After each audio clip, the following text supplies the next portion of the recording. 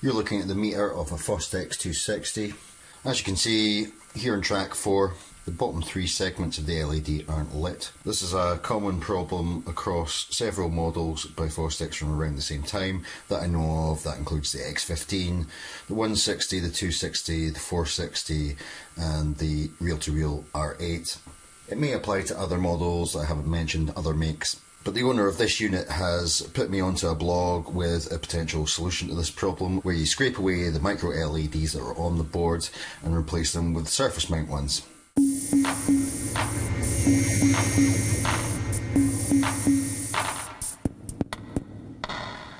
Here's how one of the meters looks taken out of the 260. I know that, for instance, the 160 doesn't have them on 4 separate boards like this. It's 2 pairs of 2 meters. I think the one on the X15 is basically the same as this, but maybe a slightly different kind of connector. I would have to check my own videos. They all consist of a white plastic housing, which is held on with tabs here. To take that off, I'm just going to scrape away with a scalpel.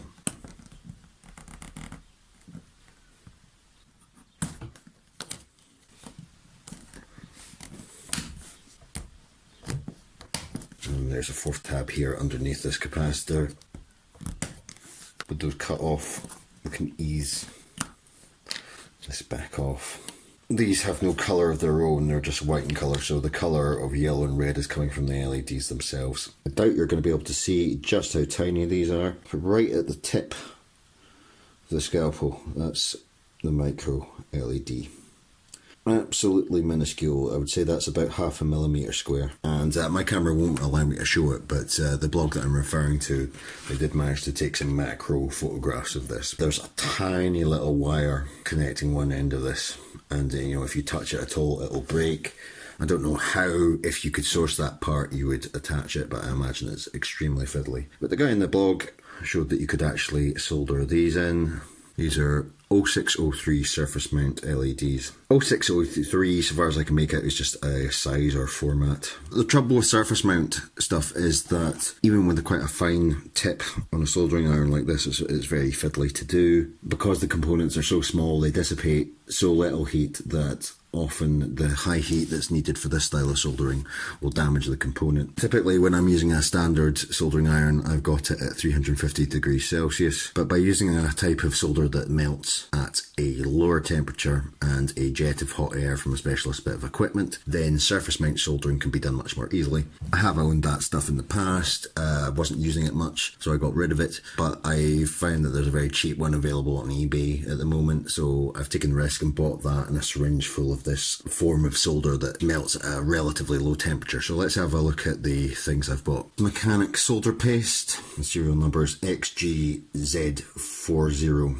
and as you can see from the packaging, it's rated to melt at 183 degrees Celsius, so about half the temperature that I would normally work with. I have used other mechanic products, desoldering wick and the solder, and it's been fine. I mean, it's not as good as the Loctite solder that I normally use, or the MG Chemical Super Wick, which is the desoldering wick that I use, but it's much cheaper. Because I'm really experimenting with this and I've got like quite a cheap reflow station, I thought I would go for a relatively cheap option with this stuff. And it's in a kind of syringe applicator, because if we look at this again, I need to place the solder very accurately, and really what I'm going to be doing is using the wetness of the solder paste to kind of stick this at one end and heating it so it's soldered at one end and then soldering the other end. So you can buy this in just a little tub, and then you would apply it with what? A brush, a finger? I don't know, but it just seems like a much better idea to have an applicator like this. You've got some accuracy about where we're going to place this stuff on the board. This is the hot air desoldering station that I'm going to be using.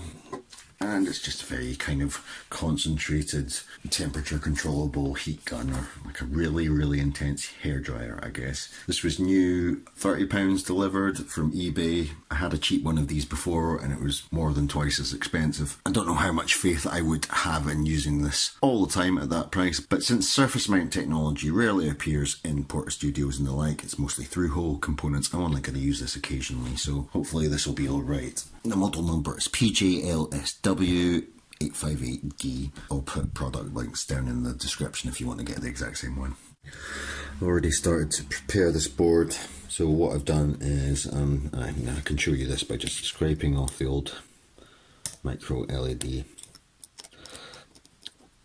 I mean, can you see how close together those two little bits of copper track are? Roughing them up with the tip of the scalpel to make sure there's no non-conductive coating over that nice sort of shiny surface. So I've already done that with these 3 spaces here, and I've applied the soldering paste. And even with this little sort of syringe applicator, getting it so it's only on one side of this point where the LED is going to go across it, and it's not going to short out adjacent copper tracks, has been quite awkward. You know, I've had to kind of wipe some of the stuff away with a Q-tip here. And I mean, look at the size of that Q-tip compared to the areas where we're going to be soldering. I mean, you can see just how small this is. Okay, so I've just picked away the tape from the holder of these LEDs, and immediately 2 of the little buggers have fallen out onto my surface here. So I just push this into shot. This is the size of the thing that we're working with. I'd say about the 1/4 of the size of a grain of rice. I think that's it right way up now. The packaging that it came with says that there's a small green dot on the contact or arrow on the underside indicates which is the negative end, because these are polarized components. Got another one over here. Can I even see that? I might need a magnifying glass. If I look very carefully, I mean, that's not going to focus, is it? But there is actually kind of a green bar at one end of that. I don't know whether that's going to show up. So there's a green at this end, so this end is negative. I'm going to start off by soldering in 3 of these with the negative green striped end of these up at the top end of the meter. Plug it into the unit and see if that works. If it doesn't, then I'll need to redo it the other way around. I won't film the entire agonising process, but I suppose what I'm going to be doing is with tweezers, try and place. Oh god, this is going to be a nightmare. Okay, so I've got these placed now. I've done a little bit more tidy up with Q-tips. You can see that the blob of solder is actually still bigger than the components, but I've got the LEDs parallel with these tracks. The solder paste is touching one end of the LED but not the other. The other end of the LED is touching the other side of the contact, so I can go ahead and solder that now. Just getting it lined up like that is taking me about 10 minutes for just 3 LEDs. That's maybe just because it's a new process to me, but it does seem to be very fiddly and time consuming. Got the hot air gun running. It's at about 200 degrees Celsius, so a little bit above what I need to melt the soldering paste. The strength of the jet of air is set in the middle, about 4.5. You can see something happening. Increase the air jet up to 6. See what it does to this one here.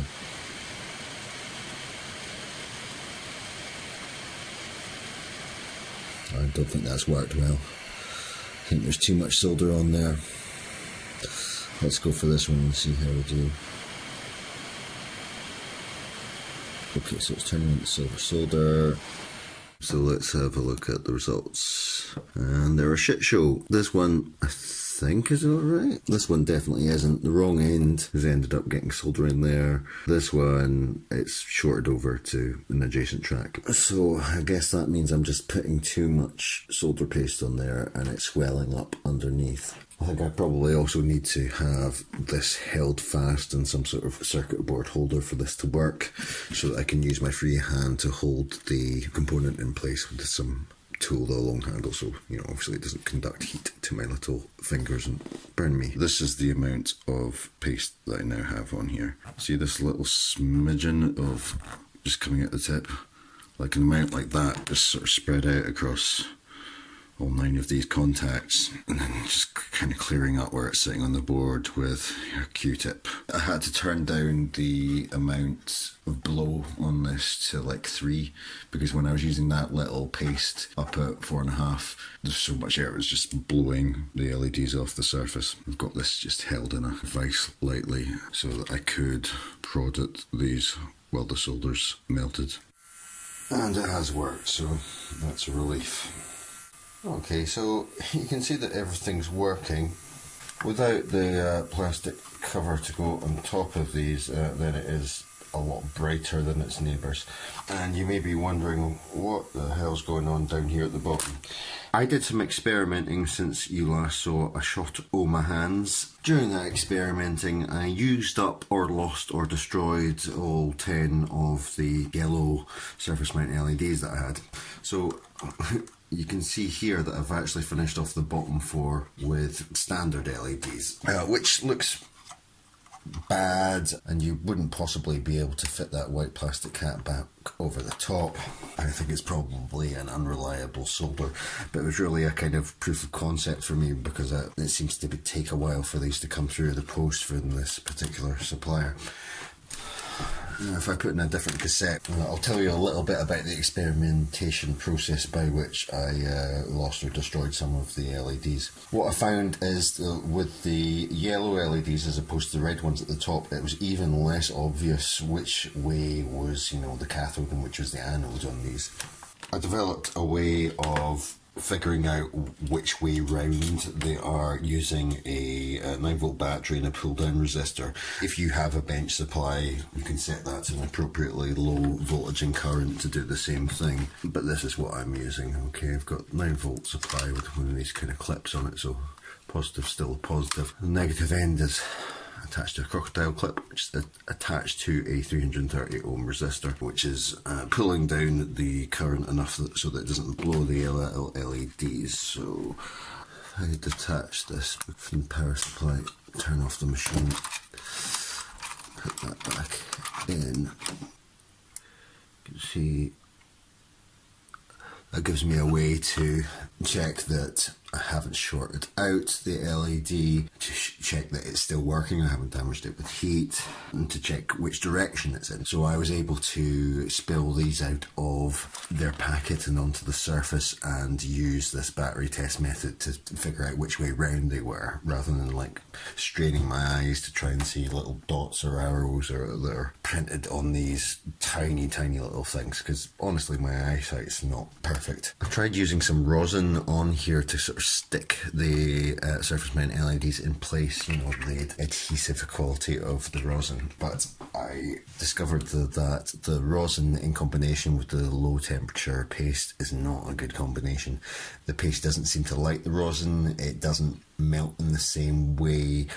The rosin tends to turn into a kind of liquid that the SMD component sort of floats on the top of, and that was causing problems. I experimented just for the hell of it of actually using the normal soldering iron. That certainly didn't work very well, especially for desoldering. I actually destroyed a couple of LEDs that way. Other interesting thing that I noticed as I was doing this, because I was initially, before I got this hooked up, plugging this in and testing it one LED at a time as I added them in. And one of the confusing things, but it's interesting to note now, is that these seem to come on in threes. They seem to be wired up here in groups of 3, so 4 groups of 3. So with the meter that I was showing you at the beginning where the bottom 3 aren't lying, it's quite possible that only one of those little micro LEDs is disconnected. It might be that really I only needed to replace one of those with these surface mount ones, though in fact I do think these are slightly brighter. I'll be able to establish that better once all the LEDs on here are small enough that I can put this white plastic cap with, you know, this sort of light shaping lens thing on it back on. But I think this one with the surface mount light emitting diodes on it is going to end up brighter than its neighbours.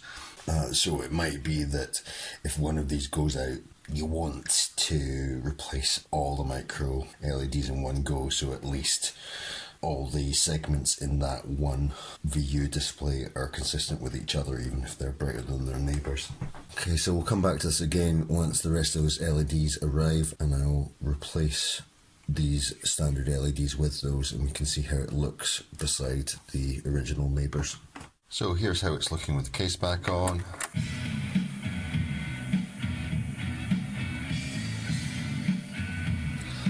I'm in quite a low light situation, so that's probably blowing out a little bit in the camera lens.